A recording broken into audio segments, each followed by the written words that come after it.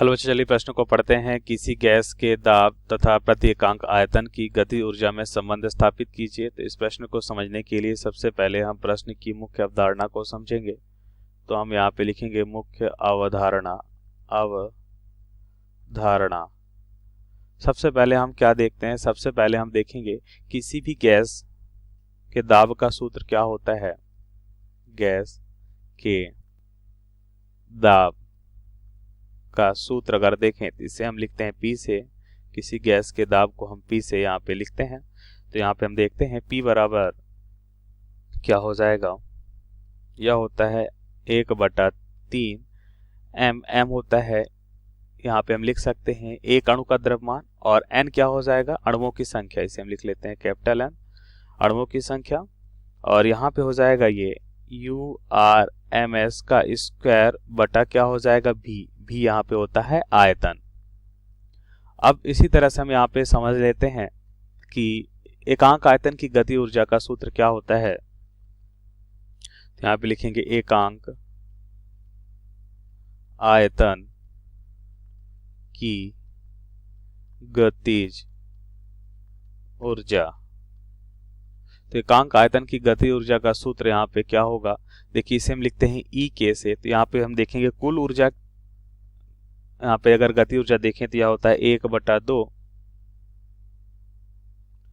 और क्या हो जाएगा यहाँ पे एकांक आयतन गति ऊर्जा E के हम देखेंगे 1/2 रो, यहाँ पे घनत्व हो जाएगा URMS मतलब वर्ग माध्य मूल चाल का स्क्वायर होता है। अब घनत्व हमें पता है क्या होता है, घनत्व होता है यहाँ पे हम लिख सकते हैं कुल द्रव्यमान बटा कुल आयतन। कुल आयतन यहाँ पे भी है और कुल द्रव्यमान यहाँ पे हम लिख लेते हैं NE या नेट या कुल द्रव्यमान होता है ये।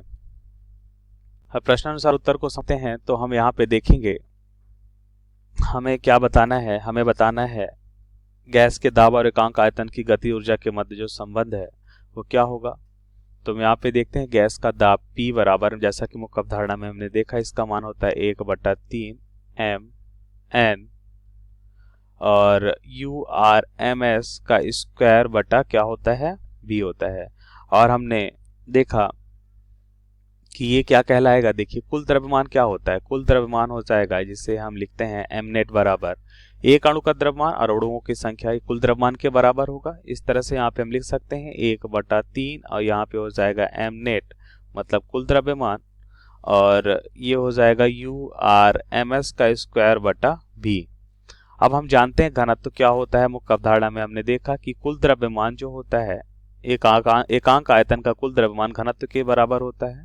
तो यहाँ पे हम लिख सकते हैं P बराबर क्या हो जाएगा 1/3 और ये हो जाएगा रो और यहाँ पे हम लिख सकते हैं URMS का स्क्वायर। अब यहाँ पे ध्यान से देखिए, यदि हम 2 से गुणा करें और 2 से भाग करते हैं तो हम देखते हैं 1/2 रो URMS का स्क्वायर किसके बराबर होता है, यह एकांक आयतन की गति ऊर्जा के बराबर होता है। इसलिए 2/3 यहाँ पे 2 बचेगा, 2/3 और इसका मान लिख सकते हैं एकांक आयतन की गतिज ऊर्जा। तो ये हो जाएगा